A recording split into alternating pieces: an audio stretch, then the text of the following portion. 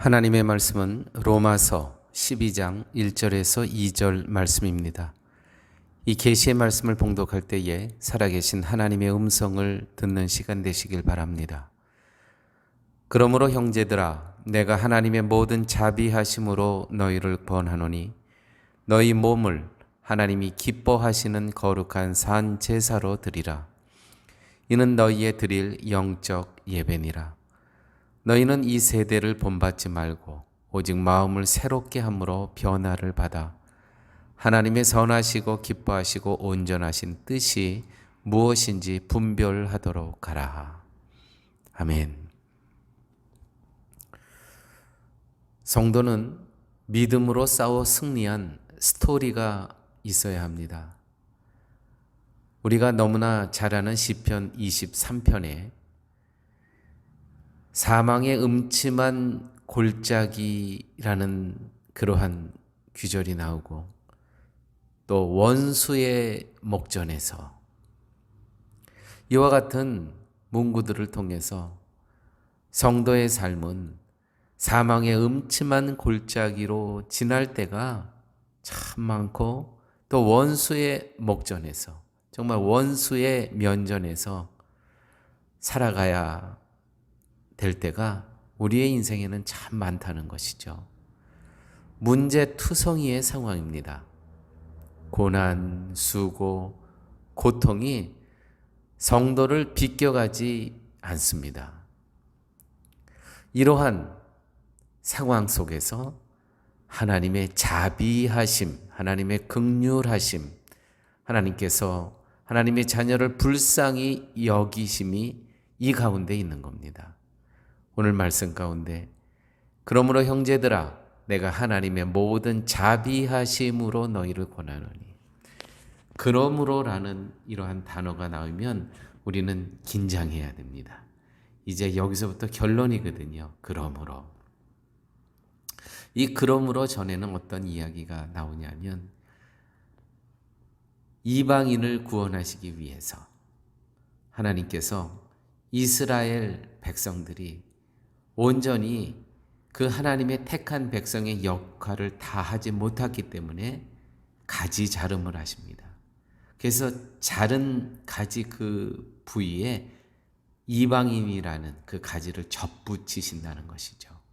그래서 이방인들은, 아직 예수를 몰랐던 사람들은 그 접붙임을 통해서 뿌리로부터 올라오는 그 복음의 진액을 받고 하나님의 긍휼하심을 통해서 다시 살아날 수 있다는 것이죠. 이게 하나님의 긍휼하심입니다. 하나님의 자비하심. 근데 이 자비하심, 긍휼하심이라는 이 번역의 히브리어는 라캄이라는 단어를 씁니다. 라캄. 자궁을 뜻합니다. 여인의 자궁. 그래서 하나님의 자비하심과 여인의 라캄은 구별이 안 되는 거예요. 단어 하나 갖고 어떤 때는 하나님의 자비하심이고, 또 어느 곳에서는 여인의 자궁을 뜻하는 겁니다. 참 뜻이 깊죠. 다시 말해서 하나님의 그 긍휼하심이란 생명을 잉태하는 그러한 사랑이 거기 있다는 것입니다. 방주의 역할을 하는 것이죠. 하나님의 지극한 사랑으로, 여러분, 오늘 내가 있는 겁니다. 라캄, 그 긍휼히 여기심, 불쌍히 여기심, 자비하심은, 그것은 바로 여인의 자궁을 뜻하는 것인데, 오늘 내가 하나님의 자녀로 오늘 내가 있다는 것은 하나님의 지극한 사랑을 통해서 오늘 내가 있다는 것입니다. 나의 노력이 아닌 오직 하나님의 개입하심으로 오늘 내가 있는 겁니다. 그 긍휼하심, 불쌍히 여기심, 자비하심은 사람의 생각과 다른 겁니다. 자, 이제 하나님께서는 하나님의 택한 자녀들을 어떠한 모습으로, 어떠한 방법으로 그 자비하심을 하나님께서는 나타내시는지 우리가 오늘 말씀을 통해서 함께 살펴보도록 하겠습니다. 긍휼 첫 번째입니다. 출애굽기 13장 17절에 이런 말씀이 있습니다. 바로가 백성을 보낸 후에 블레셋 사람의 땅의 길은 가까울지라도 하나님이 그들을 그 길로 인도하지 아니하셨으니. 그렇습니다. 이 애굽에서 출애굽한 이스라엘 백성들이 가나안까지 가는 데는 정상적으로 가더라도 넉넉히 해도 2주면 충분히 갈 수 있는 거리입니다. 가다가 쉬고 자고 먹고 이렇게 가더라도 2주면 충분히 갈 수 있는 거리입니다. 바로가 백성을 보낸 후에 블레셋 사람의 땅의 길은 가까울지라도 이렇게 2주면 갈 수 있는 이 길을 얼마나 걸렸죠? 40년이 걸렸습니다. 이게 바로 긍휼이라는 것이죠. 이스라엘 백성들을, 하나님의 자녀들을 사랑하셨기 때문에 가까울지라도 먼 길로 돌아가게 하시는 하나님의 긍휼하심. 광야의 길을 준비하신 하나님입니다. 신명기 8장 2절에 또 이와 같은 말씀이 있습니다. 내 하나님 여호와께서 이 40년 동안에 너로 광야의 길을 걷게 하신 것을 기억하라. 이스라엘 사람들이 그들이 스스로 광야의 길을 걸은 것이 아니고요. 보십시오. 너로 광야의 길을 걷게 하셨다. 수동형입니다. 걷게 하셨다. 그러니까 이들이 뭐 즐겁고 감사하고 그랬겠습니까? 자기의 의지도 이 당시는 없었습니다. 자기의 결정하는 길도 아닙니다. 걷게 하셨다는 겁니다. 하나님께서. 이게 바로 걷게 하신 하나님, 돌아가게 하시는 하나님. 블레셋 사람들이 진치고 있었으므로 먼 길을 돌아가게 하시는 하나님. 이것이 긍휼하심입니다. 긍휼하심에 대한 응답은 너희 몸을 하나님이 기뻐하시는 거룩한 산제사로 드리라. 이것이 성도의 응답입니다. 하나님께서 이렇게 멀리 돌아가게 하십니다. 거기에 순종하고 따라갑니다. 너희 몸을 하나님이 기뻐하시는 거룩한 산제사로 드리라. 하나님의 긍휼하심에 대한 성도의 자발적인 응답입니다. 순종입니다.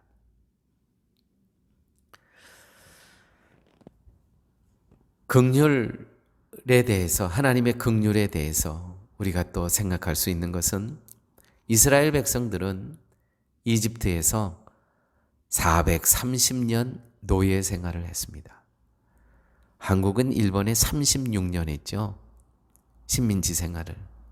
근데 이스라엘은요, 이집트에서 430년 동안 노예 생활을 했습니다. 이 430년이라는 이 세월, 피 속까지 노예의 피가 흐르고 있다는 것입니다. 피 속까지. 그런데도요, 그 정체성을 잃어버리질 않았습니다. 교회 여러분, 우리가 지금 코비드-19 팬데믹이 지난 지 1년 반 됐습니다. 1년 반 동안 지금 우리가 인터넷으로 예배를 드리고 있습니다. 제가 보니까 예배가 사라진 인생들, 예배가 잊혀진 인생들 있습니다. 430년 동안 노예 생활했는데도요, 그들은요, 그 정체성을 잃어버리질 않았어요. 그런데 우리는 1년 반 됐는데 벌써 예배를 잊어버렸어요. 나오고 싶지 않다는 거예요. 그냥 가정에서 파자마 바람으로 예배드리고, 화장실에서 말씀 듣고, 누워서 말씀 듣고, 소파에 앉아서 듣고, 정원 청소하면서 예배드리고 이게 좋다는 거예요. 여러분, 430년 노예 생활하고 있는데 거기에서 안주하고 하려는 그 이스라엘 백성을 하나님께서는 데리고 나오십니다. 데리고 나오세요. 어디로? 교회로.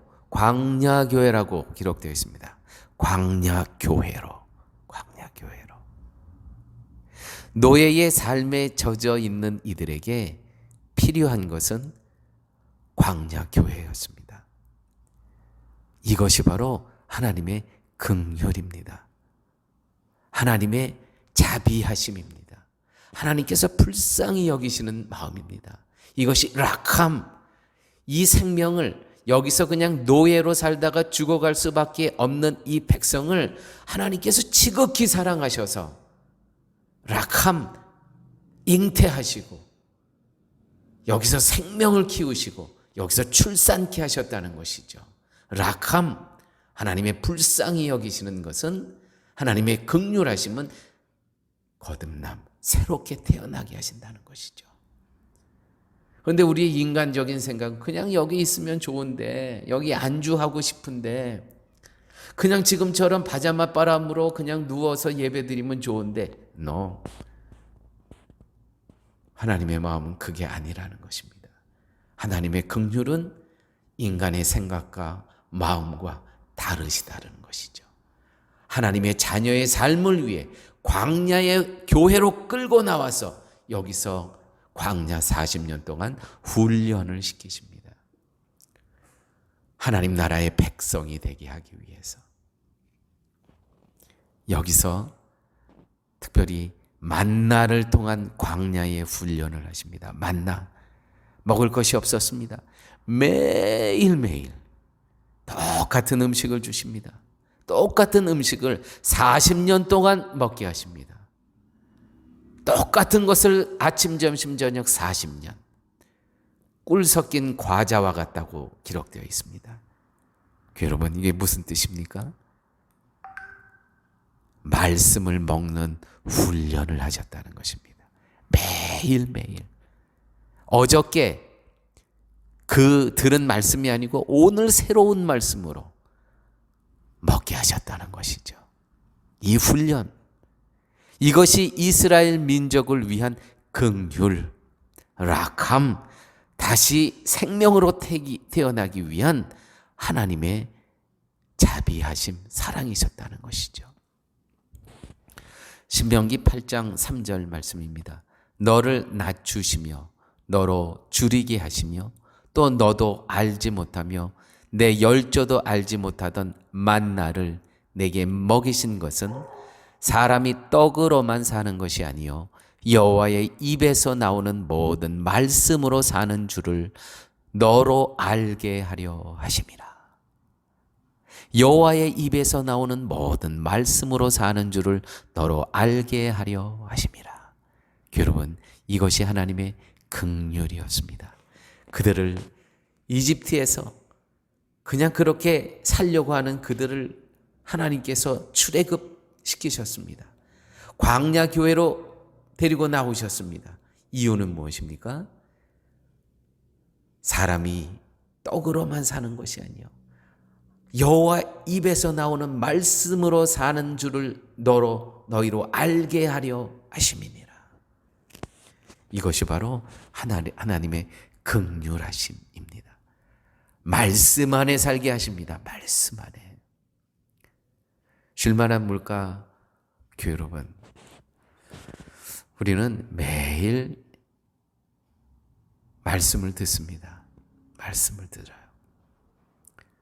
저는 정말 물어보고 싶어요. 때로는 정말 이 하루에 10분씩 요한복음 강해를 하고 있는데 이거를 정말 듣고 계십니까? 하나님의 긍휼은 매일매일 하나님의 마음으로 선포되는 말씀을 듣게 하시는 건데, 만나를 주시는 건데, 과연 정말 이 말씀을 듣고 아멘이라고 응답하고 계시는 겁니까? 참 물어보기가 참 민망하지만 참 물어보기도 두려워요. 정말 이 말씀을 듣고 아멘이라고 하며 응답하시는지, 아니면 성도님들 아예 듣지도 않고 아멘도 없고, 하나님의 마음은 우리를 파라과이 이 코비드 이 기간 가운데 여기에 보내신 하나님의 그 깊은 뜻은 만나를 먹게 하기 위해서, 매일매일 말씀을 듣게 하기 위해서. 만나는요 하루 것뿐이 안 줘요. 토요일만 이틀치를 주는 거예요. 다시 말해서 그 안식일을 지키기 위해서. 사랑하는 여러분, 우리 말씀을 사모해야 됩니다. 이스라엘 백성들이요, 하나님께서 그 이집트 생활에서 거기서 안주하려고 하는 그들을 하나님께서 출애굽시키신 이유는 이 광야교회 40년 동안 만나 말씀, 여호와의 입에서 나오는 그 말씀을 먹게 하기 위해서. 하나님께서 저에게 동일한 그러한 마음을 주십니다. 긍휼하심을 주십니다. 우리 성도님들을 향한. 하루하루 말씀 없이는 살아갈 수 없는 이 환경 속에서 말씀을 먹고 살아가려고. 여러분, 넋두리도 아니고 저의 자랑도 아닙니다. 이 10분 설교하기 위해서 제가 매일 2시간에서 3시간을 이 말씀을 준비하는 거예요. 10분을 준비하기 위해서. 여러분, 하나님의 주시는 말씀, 부족한 종을 통해서 주시는 말씀을 먹으셔야 됩니다. 그러한 가운데도 하나님께서 저에게 위로하시는 그러한 또 하나님의 마음이 있으셨습니다. 어떻게 인터넷을 이렇게 유튜브로 올리니까 어떤 한국에 계신 어떤 분이 이렇게 연락이 왔습니다. 어느 날 보니까 요한복음 강해라고 뭐가 뜨더래요. 그래서 듣기 시작해서 오늘까지 지금 20번 나갔는데, 이게 한국에서 들려온 소리입니다. 사랑하는 파라과이 쉴마나 물가 성도님 여러분, 매일매일 우리는 이 광야교회에서 하나님의 긍휼하심이 있습니다. 그 하나님의 긍휼하신 하나님의 마음은, 방법은 무엇이냐면 말씀을 매일매일 먹게 하시는 겁니다. 부족한 종을 통해서. 매일의 양식입니다. 만나는. 식품 중에 냉동식품이 있습니다. 냉동식품. 여러분, 냉동식품은요 3개월 이상 넘긴 것은 그거는 독약입니다. 어떤 분은요 1년 넘게 얼려있는 음식도 드시는 분이 계세요. 이건 얼렸으니까 이건 완전히 돌덩이 같고 벽돌보다 더 단단하고, 그렇죠? 상하지 않았을 거야, 괜찮을 거야. 착각입니다. 미생물 오염 기준이 200 RLU라고 합니다. 이게 아마 그 표준 그러한 그 기호인 것 같아요. 200 RLU가 미생물 오염 기준이라는 겁니다. 200. 여기서 넘어가면 오염 기준이 초과된 거예요. 냉동실에서 4개월 얼린 조개는요 5,400 RLU, 오염 기준의 27배나 더 미생물이 많다는 거예요. 얼린 소고기, 여러분 냉동실에 얼린 소고기 있습니까? 200 RLU가 기준인데 24,000 RLU, 오염 기준의 120배나 미생물이 많습니다. 그뿐 아닙니까? 생선 많이, 고등어 뭐 이것저것 많이 있죠. 25만 RLU, 1250배 오염 기준에. 더 놀라운 것은요, 가정용 변기 오염도가 550RLU랍니다. 근데 냉동실에서는 이 바이러스가 죽지 않아요. 아니, 우리의 변기 오염도도 550인데 생선은 25만, 얼린 고기는 24,000. 우리가 지금 냉동된 것을 먹는 것은요, 변기의 오염도보다요 어마어마하게 더 위험한 걸 우리가 먹고 있는 거예요. 오히려 변기통을 핥고 있는 게 훨씬 더 깨끗한 거예요. 여러분, 냉동신앙이 있습니다. 냉동신앙. 내가 옛날에 이랬던 사람인데, 내가 한때는 이랬었는데, 내가 옛날에 성경 통독을 몇 번 했는데, 우리 가문이 어떤 가문이, 이거 다 냉동신앙입니다. 미생물 오염 기준 200을 100배, 1250배 생선처럼 다 옛날 은혜를 우려먹는 사람들, 냉동신앙자들입니다. 여러분, 만나 신앙을 사모해야 됩니다. 매일매일 주시는 말씀, 오늘 새롭게 주시는 말씀, 이것이 바로 하나님의 긍휼하심입니다. 광야교회로 몰아내십니다. 지금 우리가 파라과이 코비 19기간에 있습니다. 하나님께서 우리를 여기서 모아놓으셨습니다. 왜 그러셨을까요? 만나의 훈련을 하시기 위해서, 매일매일 새로운 음식, 양식을 먹이시게 하기 위해서. 냉동신앙이 아니고요, 매일 새로운 음식을, 만나를 먹게 하기 위해서. 이것이 하나님의, 당신의 자녀들을 사랑하는 긍휼의 모습이라는 것이에요. 왜 이렇게 힘들게 하시지? 그건 인간 생각이고, 하나님의 긍휼은 광야교회로 내모는 거예요. 그날의 말씀을 먹게 하기 위해서. 그날의 말씀을 먹지 않으면, 냉동된 식품을 먹으면, 여러분, 변기통을 핥아먹는 것보다 더 위험한 거예요. 예레미야 애가 3장 22절 23절 말씀.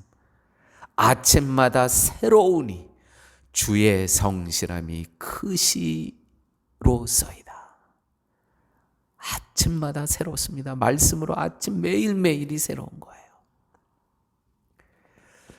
긍휼 세 번째, 이 하나님의 긍휼을 보십시오.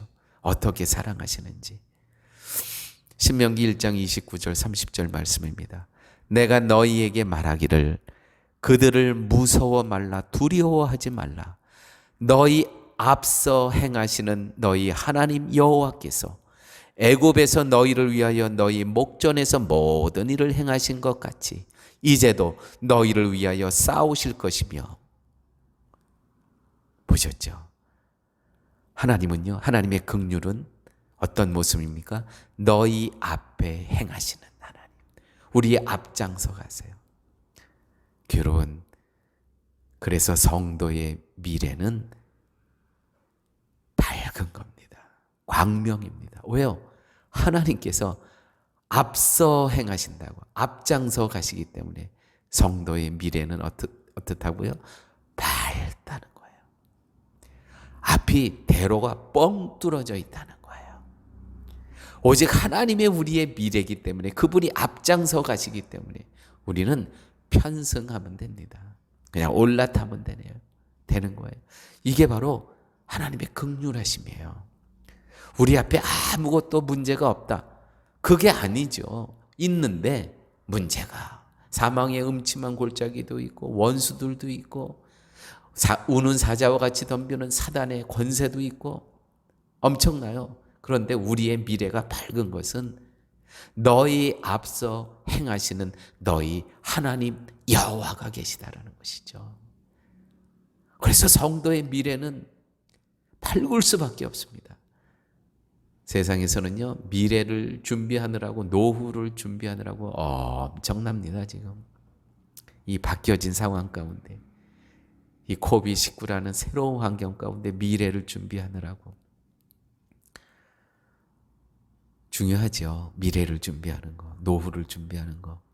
그런데 그거보다 훨씬 더 중요한 것이 있습니다.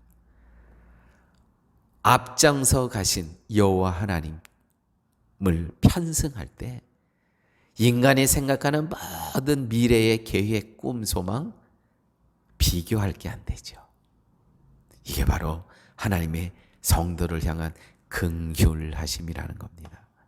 여러분, 자, 이제 오늘의 말씀의 결론을 맺습니다. 자, 그렇다면 하나님께서 오늘 긍휼 하나, 가까울지라도 멀리 돌게 하시는 하나님, 긍휼 둘, 만나를 준비하시는 하나님, 긍휼 셋, 우리의 미래이신 앞장서 가시는 여호와 하나님, 이 긍휼의 하나님이 계신데 이유는 뭡니까? 그러면 목적은 뭡니까? 왜 우리를 이렇게 긍휼히 여기시고 우리를 왜 이렇게 불쌍히 여기시는 겁니까? 과연 하나님의 뜻과 목적은 무엇입니까? 오늘 말씀 이렇게 기록되어 있습니다. 로마서 12장 2절 말씀. 너희는 이 세대를 본받지 말고 오직 마음을 새롭게 함으로 변화를 받아 하나님이 선하시고 기뻐하시고 온전하신 뜻이 무엇인지 분별하도록 하라. 하나님의 온전하신 뜻이 무엇인가? 하나님이 우리를 향해서 이렇게 긍휼을 베푸시는, 긍휼 1, 2, 3 이렇게 긍휼을 베푸시는 이유와 목적이 무엇인가? 그것을 분별하도록 하라. 요한복음 6장 38절 40절 말씀. 내가 하늘로서 내려온 것은 내 뜻을 행하려 함이 아니요 나를 보내신 이의 뜻을 행하려 함이니라.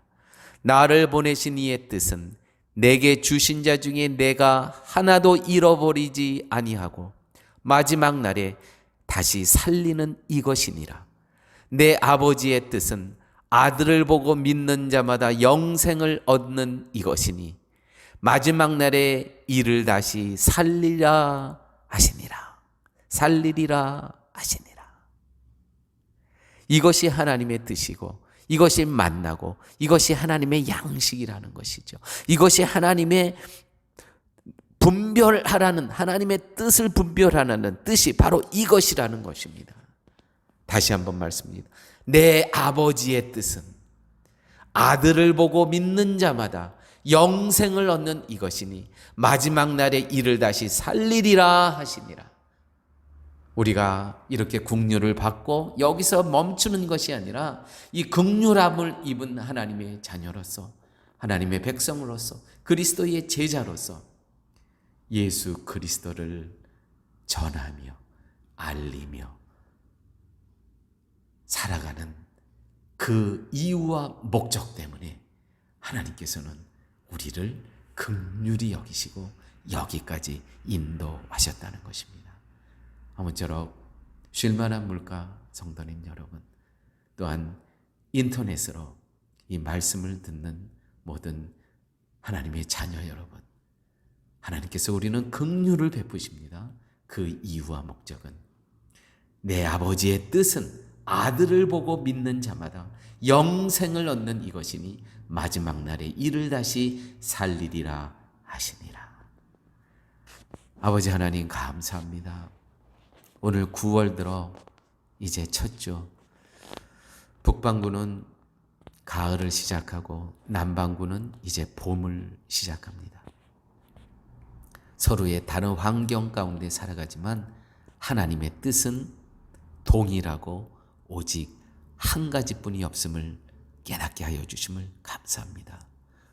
우리의 삶 속에서 주님께서 우리를 부르시는 그날까지 예수 그리스도만을 전하며 살아갈 수 있는 저희의 삶 되게 하여 주옵소서. 예수님 이름으로 기도드렸습니다. 아멘.